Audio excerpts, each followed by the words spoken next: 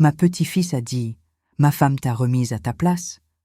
Cette phrase résonnait encore dans mes oreilles quand mon frère est entré dans la maison. Plus personne n'a parlé. Le silence qui s'est installé était plus lourd que tous les mots qui venaient d'être échangés. Ce que mon petit-fils ignorait, c'est que son oncle allait révéler quelque chose qui changerait à jamais sa perception de sa grand-mère.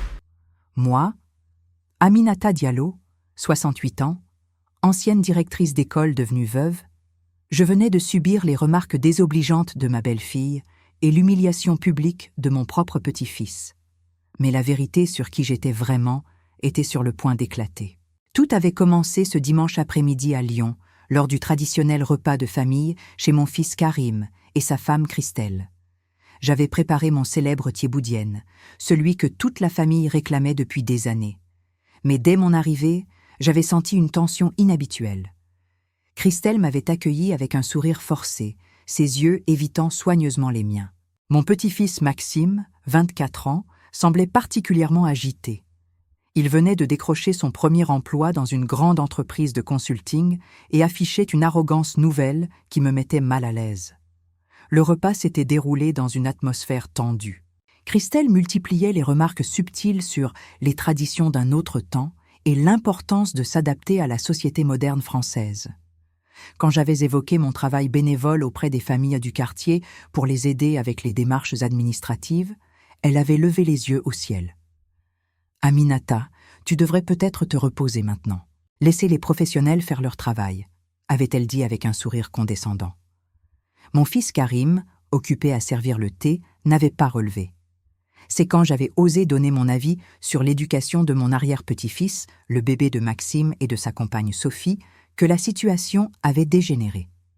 J'avais suggéré qu'il était important de lui transmettre notre héritage culturel, de lui apprendre quelques mots de Wolof pour qu'il connaisse ses racines.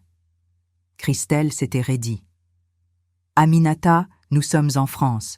L'enfant doit s'intégrer, pas se complaire dans le communautarisme. » Sa voix était montée d'un ton. « Tu ne comprends pas les enjeux de notre époque. » J'avais tenté de rester calme, expliquant que la richesse culturelle n'était pas incompatible avec l'intégration française. Mais Maxime avait choisi ce moment pour intervenir. « Grand-mère, maman a raison. Tu vis dans le passé. Moi, j'ai réussi mes études, j'ai un bon travail, je suis français avant tout. Ces histoires d'Afrique, ça ne m'intéresse pas. » Ces mots m'avaient frappé comme une gifle. Ce petit-fils que j'avais aidé à faire ses devoirs, à qui j'avais transmis nos histoires familiales, me reniait publiquement. Quand j'avais voulu répondre, Christelle m'avait coupé. « Aminata, tu as élevé tes enfants comme tu as pu, mais les temps ont changé. Aujourd'hui, il faut être réaliste. » Son ton était devenu franchement méprisant. « Tu n'as jamais vraiment compris les codes de la société française. C'est normal, tu viens d'ailleurs. » L'injustice de cette remarque m'avait révolté. Moi qui avais consacré ma vie entière à l'éducation en France, qui avais dirigé une école pendant 15 ans, qui parlait un français irréprochable et connaissait mieux que quiconque les codes de cette société. J'avais tenté de me défendre, mais Maxime avait enfoncé le clou. « Grand-mère, arrête. Tu ne comprends pas le monde d'aujourd'hui. Sophie et moi, on veut que notre fils réussisse, qu'il ne soit pas enfermé dans des clichés. » Il avait échangé un regard complice avec sa belle-mère. « Maman Christelle a raison. Tu nous donnes des leçons, mais au final, qu'est-ce que tu connais vraiment de la réussite en France ?» Cette phrase m'avait brisé le cœur. Mon propre petit-fils remettait en question toute ma vie, toute mon expérience. C'est alors que la situation avait atteint son paroxysme. Quand j'avais voulu partager une anecdote sur mon expérience d'enseignante, Christelle m'avait interrompu sèchement. « Aminata, s'il te plaît, tu étais institutrice dans une école de quartier. Ce n'est pas comparable avec les défis de l'entreprise moderne. » Son mépris était palpable. Maxime avait renchéri. « Exactement. Grand-mère, ton expérience, c'est du passé. Moi, je travaille dans une multinationale. J'ai des responsabilités que tu ne peux pas comprendre. » Il s'était tourné vers sa femme avec fierté. « Ma femme t'a remise à ta place. Il faut que tu l'acceptes. » Ces mots résonnaient encore dans le salon quand la porte d'entrée s'était ouverte. Mon frère Ousmane était entré, de retour de son voyage d'affaires à Paris. Le contraste avec l'atmosphère tendue était saisissant.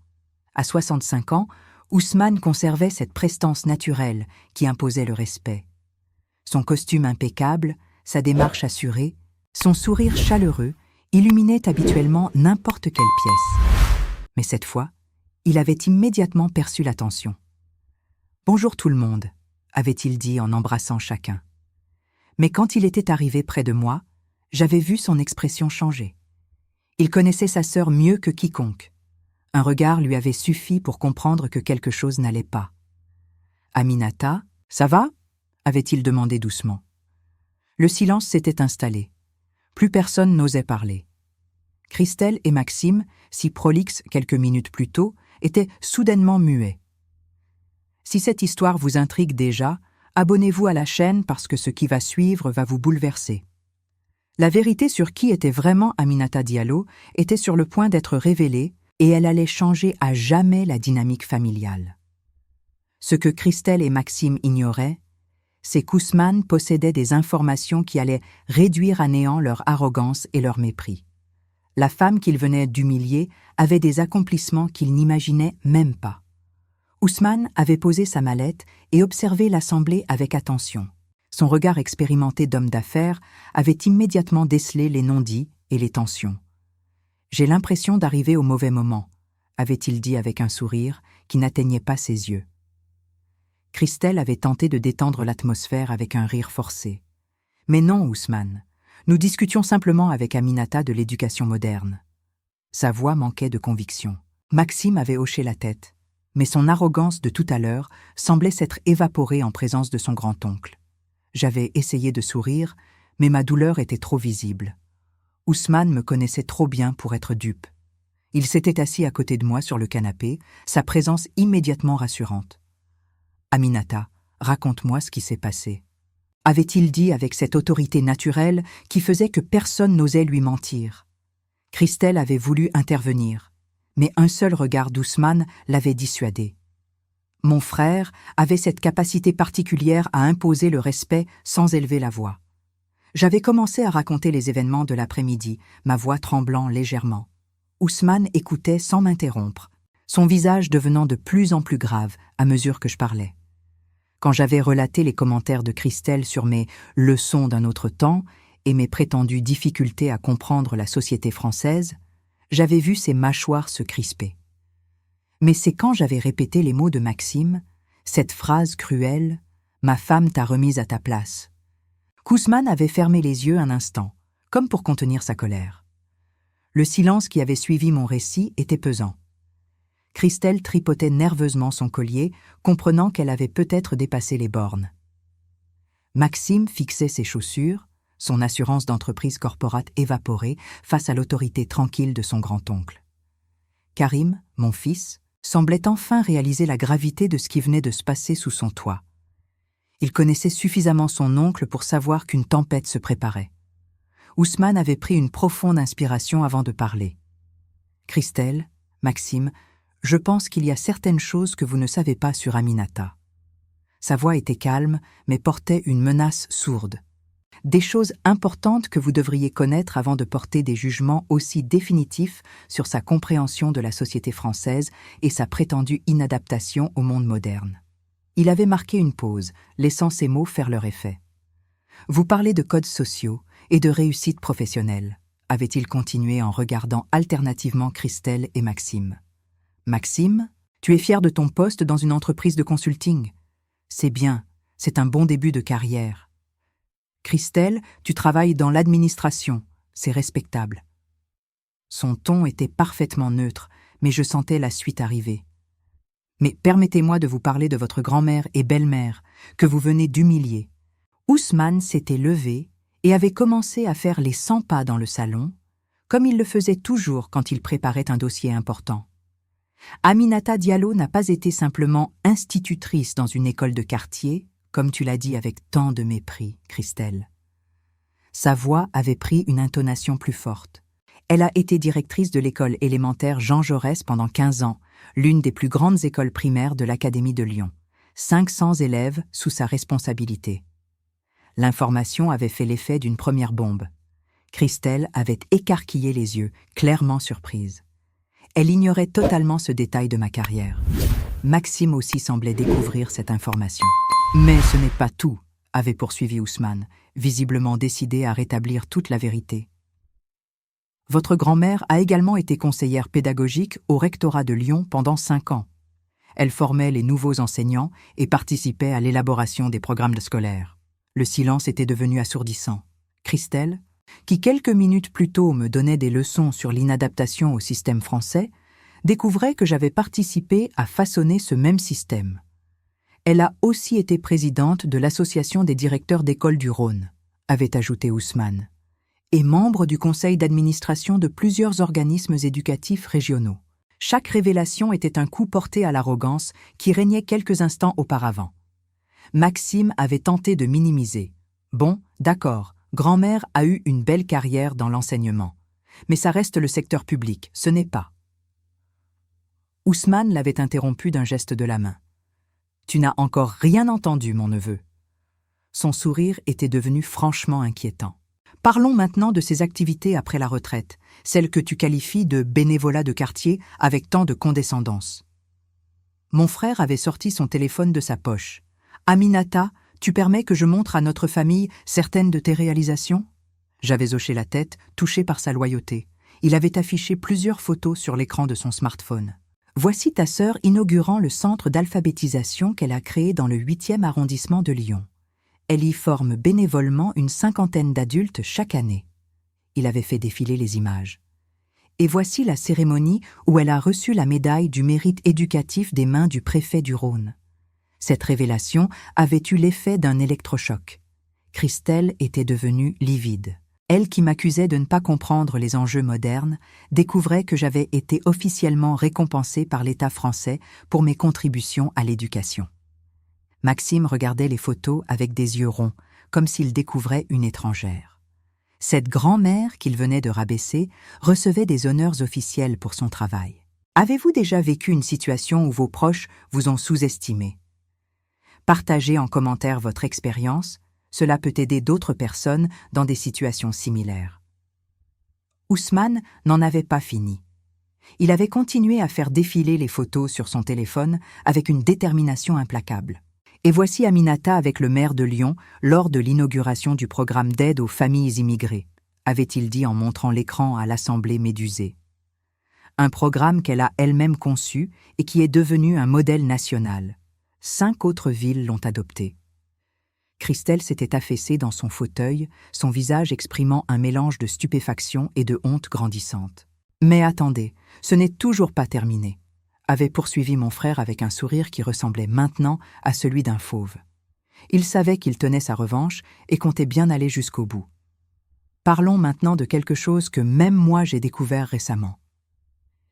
Il s'était tourné vers moi avec fierté. « Aminata, veux-tu leur parler de ton livre ?» Ma gorge s'était serrée. J'avais gardé cette information secrète, même de ma propre famille, par modestie. « Quel livre ?» avait demandé Karim, mon fils, visiblement aussi surpris que les autres.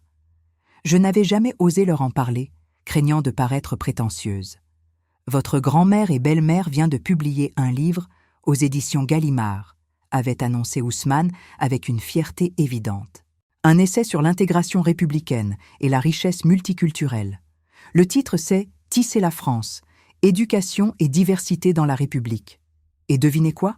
Il vient d'être sélectionné pour le prix de l'essai politique de l'année. Cette révélation avait créé un véritable séisme dans le salon. Gallimard, l'une des maisons d'édition les plus prestigieuses de France. Maxime en était resté bouche bée. Lui qui travaillait dans une multinationale et s'en vantait, découvrait que sa grand-mère, cette femme qu'il venait de rabaisser, était publiée chez l'un des éditeurs les plus respectés du pays. Christelle semblait avoir avalé sa langue, elle qui me reprochait de ne pas comprendre les codes de la société française. « Comment tu sais ça, Ousmane ?» avais-je demandé, surprise moi-même qu'il soit au courant. Mon frère avait souri. « Parce que ton éditeur m'a contacté la semaine dernière. Il voulait organiser une conférence sur ton livre dans mon entreprise. » Nouvelle bombe. L'entreprise d'Ousmane était l'une des plus importantes sociétés de conseil en management de France. Que mon éditeur ait voulu m'y faire intervenir en disait long sur l'impact de mon travail.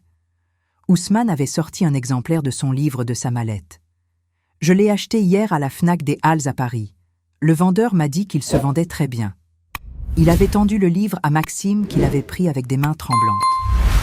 Sur la couverture, mon nom s'étalait en lettres dorées. Aminata Diallo. En dessous, une photo de moi prise lors d'une conférence, où j'apparaissais souriante et confiante, loin de l'image de la vieille femme dépassée que ma famille venait de renvoyer. Lys le résumait à voix haute, Maxime, avait ordonné Ousmane d'un ton qui n'admettait pas de refus. Mon petit-fils avait dégluti avant de commencer. Aminata Diallo, ancienne directrice d'école et experte en politiques éducatives, propose dans cet essai novateur une réflexion profonde sur l'intégration républicaine. Forte de 40 années d'expérience dans l'éducation nationale et de son travail pionnier auprès des communautés immigrées, elle démontre comment la diversité culturelle peut enrichir le projet républicain français sans le dénaturer. La voix de Maxime s'était brisée sur les derniers mots. Il réalisait enfin qui était vraiment sa grand-mère. Cette femme qu'il venait de traiter avec mépris était une experte reconnue, une intellectuelle respectée, une figure de l'intégration réussie. Christelle n'osait plus me regarder. Elle, qui m'accusait de ne pas comprendre les enjeux modernes, découvrait que j'écrivais des livres sur ces mêmes enjeux pour l'une des maisons d'édition les plus exigeantes de France. Et ce n'est toujours pas tout, avait continué Ousmane, décidément inépuisable. Aminata intervient régulièrement à Sciences Po Paris comme conférencière invitée. Ses cours sur éducation et intégration en République sont très demandés. Il avait marqué une pause pour laisser l'information faire son chemin. Elle donne aussi des formations au cadre de l'éducation nationale. Ceux-là même qui forment les enseignants d'aujourd'hui viennent apprendre auprès d'elle. Sciences Po, l'école de l'élite française. Maxime, avec son diplôme d'école de commerce, découvrait que sa grand-mère enseignait dans l'institution qui formait les futurs dirigeants du pays. L'ironie était cruelle. Lui qui me reprochait de ne pas comprendre les codes de la réussite française, apprenait que j'évoluais dans les cercles les plus prestigieux de l'intelligentsia hexagonale. « Il y a une dernière chose que vous devez savoir », avait dit Ousmane en se rapprochant de Christelle et Maxime, qui semblaient maintenant vouloir se faire oublier. Le mois prochain, Aminata sera reçue à l'Élysée par le président de la République. Elle fait partie d'un groupe de réflexion sur l'avenir de l'éducation en France. Cette dernière révélation avait achevé de détruire leur certitude. L'Élysée, le sommet du pouvoir français.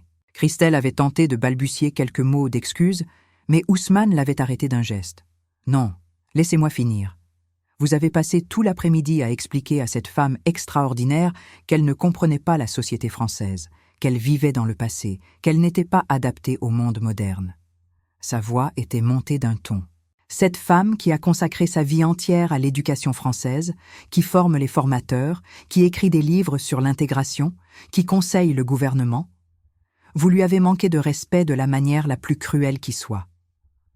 Si cette injustice vous révolte, abonnez-vous pour soutenir ces témoignages de femmes exceptionnelles qui méritent reconnaissance et respect. Le silence qui avait suivi était lourd de honte et de regret. Mais la leçon n'était pas terminée. Ousmane avait encore des révélations en réserve qui allaient achever de bouleverser cette famille qui croyait tout savoir. Ousmane avait repris sa place à côté de moi, mais son regard était maintenant fixé sur Maxime avec une intensité particulière. « Et maintenant, mon neveu, parlons de toi et de ta réussite professionnelle dont tu es si fier. » Sa voix avait pris une tonalité plus douce, mais infiniment plus dangereuse. « Tu travailles chez Deloitte Consulting, n'est-ce pas? Un très bon cabinet, félicitations. » Maxime avait hoché la tête prudemment, ne sachant pas où son grand-oncle voulait en venir. « Tu sais, j'ai eu une conversation intéressante avec ton directeur général la semaine dernière, » avait poursuivi Ousmane avec un sourire énigmatique. « Philippe Martin. Nous nous connaissons depuis 20 ans. Nous avons travaillé ensemble chez McKinsey dans les années 2000. » Cette information avait fait l'effet d'une douche froide sur Maxime. Son grand-oncle connaissait personnellement son DG. Il m'a parlé d'un jeune consultant prometteur, un certain Maxime Diallo. Il ne savait pas que c'était mon petit-neveu. L'ironie de la situation commençait à apparaître clairement. Maxime, qui venait d'humilier sa grand-mère en vantant sa réussite professionnelle, découvrait que son grand-oncle évoluait dans les mêmes cercles que ses supérieurs hiérarchiques. « Philippe m'a dit que tu avais un potentiel intéressant, mais qu'il fallait que tu apprennes l'humilité et le respect », avait continué Ousmane. Il m'a confié qu'il cherchait des mentors pour les jeunes talents de sa boîte, des personnalités expérimentées qui pourraient les guider. Ousmane avait sorti une carte de visite de son portefeuille et l'avait posée sur la table basse. Ousmane Diallo, PDG de Diallo & Associés, conseil en stratégie d'entreprise. Maxime avait pâli en lisant. Il connaissait cette entreprise de réputation, l'une des plus prestigieuses sociétés de conseil de France, concurrente directe de McKinsey et BCG. Son grand-oncle, qu'il considérait simplement comme le frère sympathique de sa grand-mère, était en réalité l'un des consultants les plus influents du pays.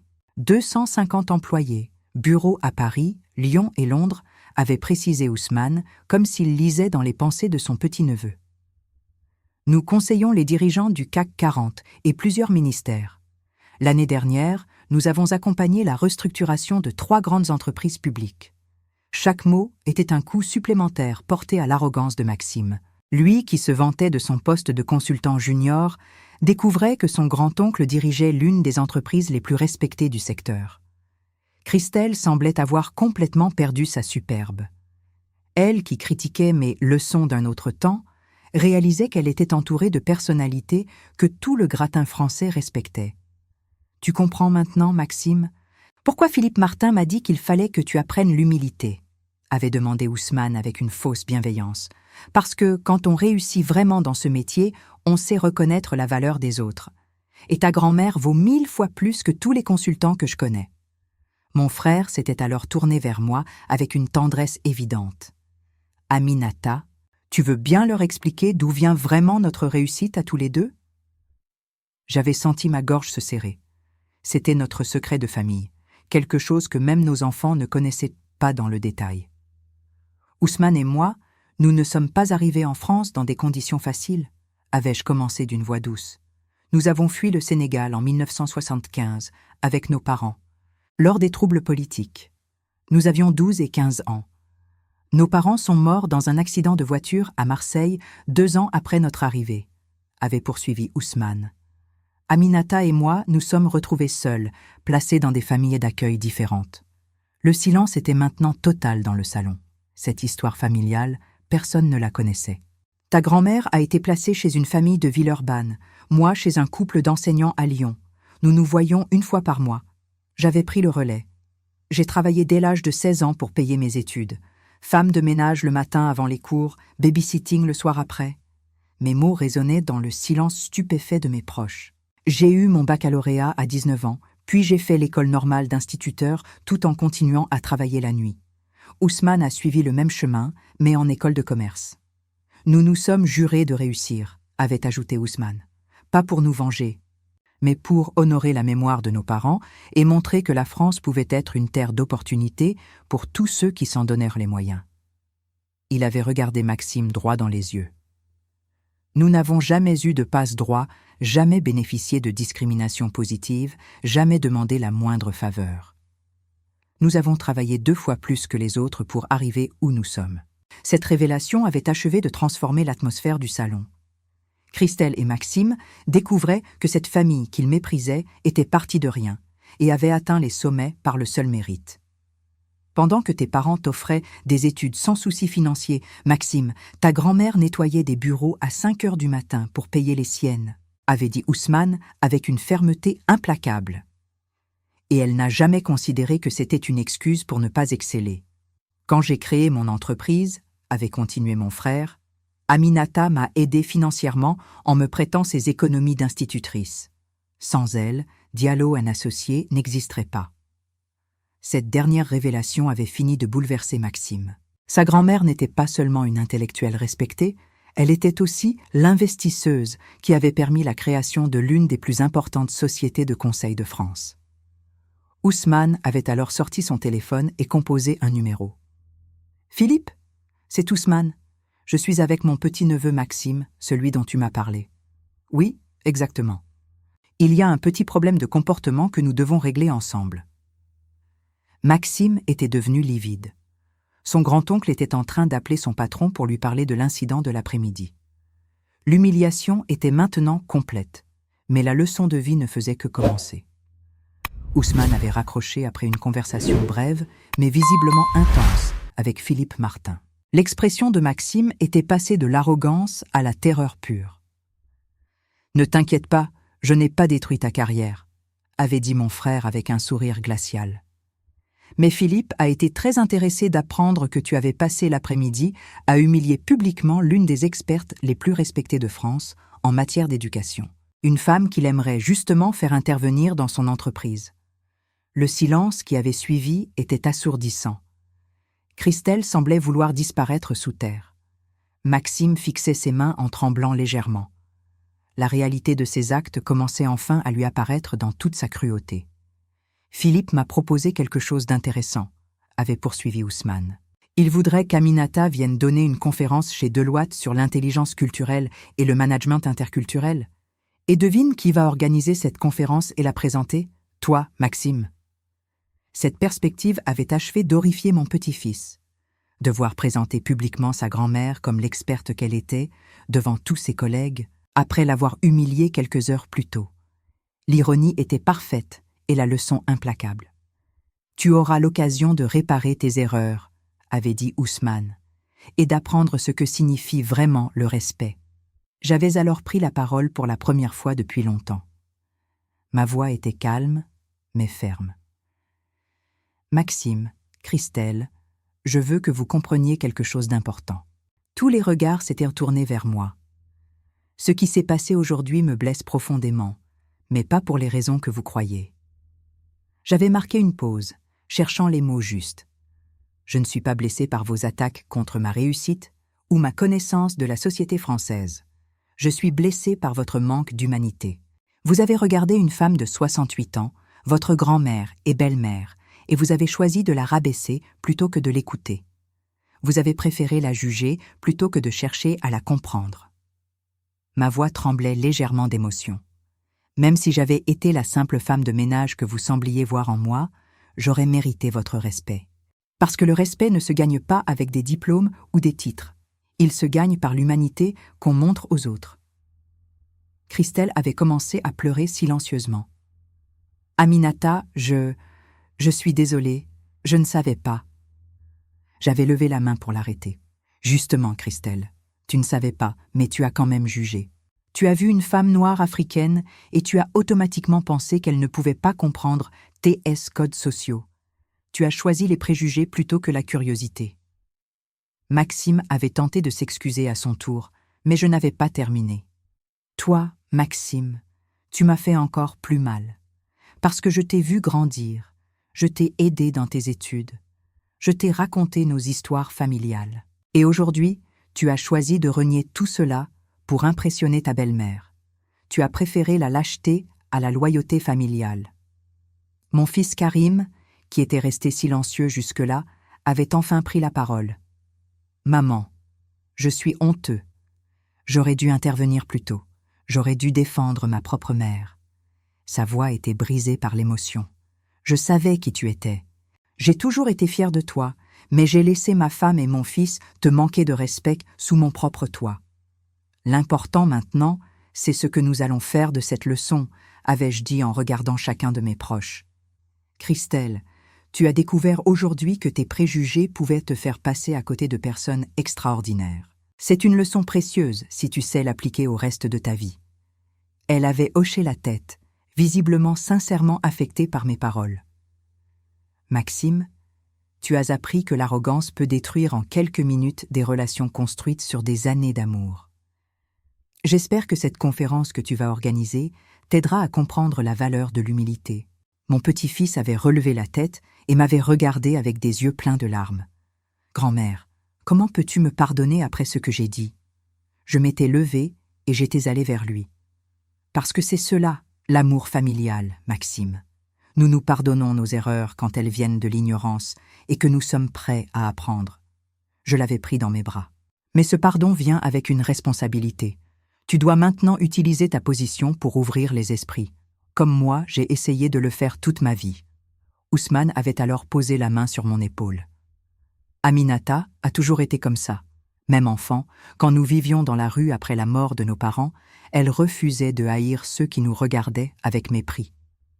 Elle disait « Ils ne savent pas qui nous sommes vraiment, mais nous devons leur montrer. » Il s'était tourné vers l'Assemblée. C'est cette philosophie qui nous a menés là où nous sommes aujourd'hui. La soirée s'était terminée d'une manière totalement différente de ce qu'elle avait commencé. Christelle avait sincèrement présenté ses excuses et avait demandé à emprunter mon livre pour le lire. Maxime avait promis de préparer sérieusement la conférence et de venir me voir régulièrement pour mieux connaître son histoire familiale. Karim s'était excusé auprès de sa femme et de son fils pour avoir laissé la situation dégénérer. 3 mois plus tard, la conférence chez Deloitte avait été un succès retentissant. Maxime m'avait présenté avec fierté et respect devant plus de 200 personnes. Dans son introduction, il avait raconté sa propre transformation et l'importance de ne jamais juger sans connaître. Son humilité sincère avait impressionné ses collègues et ses supérieurs.